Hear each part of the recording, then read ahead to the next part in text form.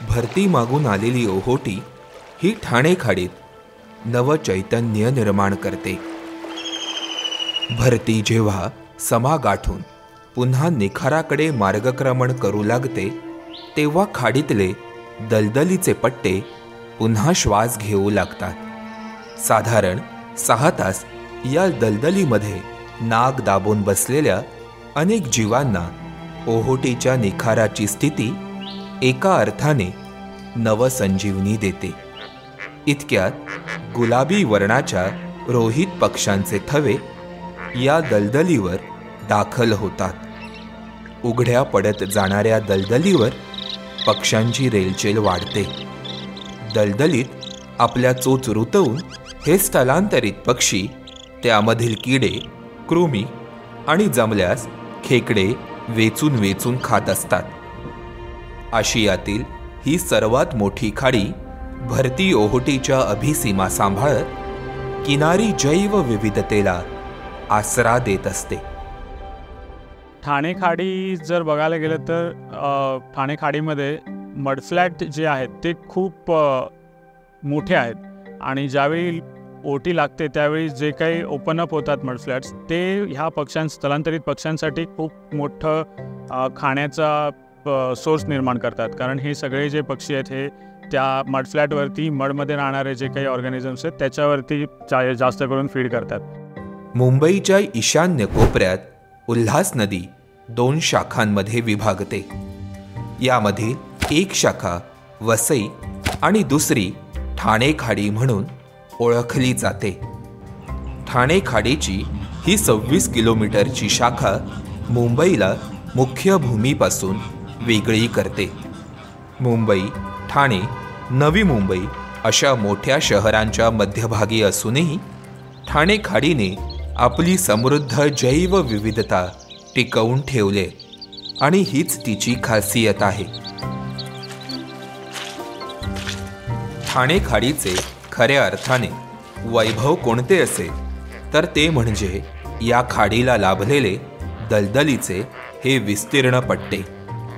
ओहोटीच्या वेळी प्रकर्षाने प्रकाश झोतात येणारी दलदलीची ही जमीन सिल्टेशन म्हणजेच लवणाच्या प्रक्रियेमुळे तयार होते. ती क्षारयुक्त असते. कुठल्याही मायग्रेटरी पक्षाच्या आयुष्यामध्ये मायग्रेशन हा खूप मोठा भाग असतो कारण ते ॲन्युअली 2 वेळा हा प्रवास करतात आणि ह्या प्रवासासाठी कधीही ऊर्जा लागते. ती ऊर्जा कमवण्यासाठी जे काही अन्न लागतं हे मुबलक प्रमाणामध्ये लागतं. कारण जो पक्षी आपल्याकडे ऑगस्टमध्ये येतो स्थलांतर करून त्याचं वजन समजा 20 ग्राम असेल तर तो परत जाताना मार्चमध्ये त्याचं वजन हे ऑलमोस्ट 40 ग्राम झालेलं असतं. ही क्षमता फक्त आणि फक्त या इथल्या मडफ्लॅट्सच्या मध्ये असणाऱ्या रिच न्यूट्रिशनमुळे होते. त्यामुळे ठाणे खाडी ही खूप महत्त्वाचा भाग आहे ह्या एकंदरीत मायग्रेटरी पक्ष्यांच्या जीवनचक्रामधला. खाडीत सुमारे 9 चौरस किलोमीटर क्षेत्रावर कांदळवन पसरलंय. कांदळवनाच्या 9 प्रजाती आपल्याला खाडीत पाहायला मिळतात. या जमिनीवर अधिवास करणारा एक अनोखा जीव म्हणजे स्कॉर्पियन मड लॉबस्टर. कांदळवनाच्या झाडाच्या मुळाशी चिखलापासून वाळू सदृश्य ढिगारे तयार करून मड लॉबस्टर त्यामध्ये राहतात. मड लॉबस्टर 12 इंचापर्यंत वाढतो. त्याच्या शरीर रचनेमुळे कोळी बांधव त्याला पाणविंचू किंवा विंचू म्हणून संबोधतात. ठाणे खाडीमध्ये फ्लॅमिंगोज नाही तर ही खाडी फ्लॅमिंगोसाठी प्रसिद्ध आहेच पण इतर दुसरेही पक्षी इथे स्थलांतर करतात. त्याच्यामध्ये आहेत डक्स आहेत, नॉर्दर्न शॉर्ट डक्स आहेत, कॉमन टील आहेत, वेडर्समध्ये रेड शँक आहेत, लिटिल स्टिंट आहे, ब्लॅक टेल गॉडबीट आहे आणि पावसाळ्यातला इथे लिव्हर्टन, स्पूनबिल, ग्लोसी आयबिस हेही पक्षी येतात. इथे 205 प्रकारचे पक्षी आहेत. दलदलीची ही समृद्ध परिसंस्था किनारी पाणपक्ष्यांचा पसंतीचा अधिवास आहे. त्यामुळे ठाणे खाडीतील या दलदलीवर हिवाळ्यात अनेक प्रजातीचे स्थलांतरित पाणपक्षी अन्नग्रहण करताना दिसतात. हिवाळी हंगामात ठाणे खाडीत साधारण 54 प्रजातीचे पक्षी मायग्रेशन करून येतात.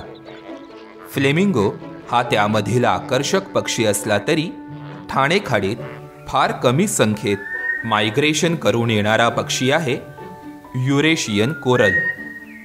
आकाराने एखाद्या मोठ्या कोंबडी एवढ्या असणाऱ्या या पक्ष्याचा रंग वाळूसारखा गडद तपकेरी असतो. आपली लांब वक्राकार चोच दलदलीमध्ये रुतवून तो गोगलगाय आणि खेकडे पकडतो. 2015 साली ठाणे खाडीतील 17 चौरस किलोमीटर क्षेत्राला फ्लेमिंगो अभयारण्याचा दर्जा देण्यात आला. त्यानंतर 2022 साली ठाणे खाडीला रामसर स्थळ म्हणून घोषित करण्यात आलं. फ्लेमिंगो अभयारण्याच्या निर्मितीपासून पर्यटकांचा ओघ ठाणे खाडीत पाहायला मिळतोय. पहिलं प्रथम म्हणजे सुरुवातीला जे पर्यटक आमच्याकडे येत होते ठाणा खाडी फ्लेमिंगो सेंच्युरीमध्ये, आणि आत्ता जे लोक येतात पर्यटक म्हणून, त्यांच्या येण्याच्या संख्येमध्ये भरपूर प्रमाणात वाढ झालेली आहे. साधारण ते दुप्पट म्हणायला काही हरकत नाही आहे.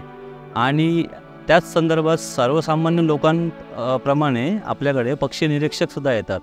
पण जे सर्वसामान्य लोक येतात ते जेव्हा इकडे येऊन आपल्याकडे ठाणा खाडीमध्ये फिरतात तेव्हा त्यांच्यामध्ये आपल्या खाडीबद्दल खूप काही एक्साइटमेंट जास्त असते. ठाणे खाडीला आता अनेक नैसर्गिक आणि मानवनिर्मित समस्यांनी घेरलंय. दलदलीवर वाढणारे कांदळवन ही त्यामधील नैसर्गिक समस्या असून जलप्रदूषण ही मानवनिर्मित समस्या आहेच. त्यामुळे ठाणे खाडीचे जैववैभव संवर्धित करण्यासाठी मोठ्या स्तरावर प्रयत्न करणं गरजेचं आहे.